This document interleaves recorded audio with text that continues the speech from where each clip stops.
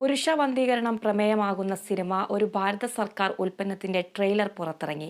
ചെറിയ വേഷങ്ങളിലൂടെ മലയാളികൾക്ക് സുപരിചിതനായ സുബീഷ് സുധി നായകനാകുന്ന ചിത്രത്തിൽ ഷെല്ലി കിഷോർ നായികയായി എത്തുന്നു.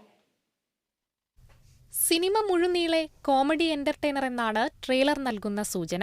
ടി.വി. രഞ്ജിത്താണ് ചിത്രത്തിന്റെ സംവിധാനം നിർവഹിച്ചിരിക്കുന്നത്. പുരുഷവന്ധീകരണത്തിനായി ആളെ കണ്ടെത്താൻ നടക്കുന്ന ആശാവർക്കർ ദിവ്യയും 4 കുട്ടികളുടെ പിതാവായ പ്രദീപനുമാണ് സിനിമയിലെ പ്രധാന കഥാപാത്രങ്ങൾ.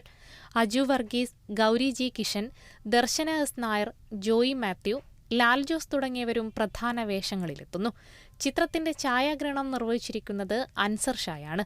ടി.വി. കുഞ്ഞികൃഷ്ണൻ തുരുത്തി, രഞ്ജിത്ത് ജഗന്നാഥൻ, കെ.സി. രഘുനാഥ് എന്നിവർ ചേർന്ന് നിർമ്മിച്ച ചിത്രത്തിന്റെ തിരക്കഥ എഴുതിയത് നിസാം റാവുത്തറാണ്.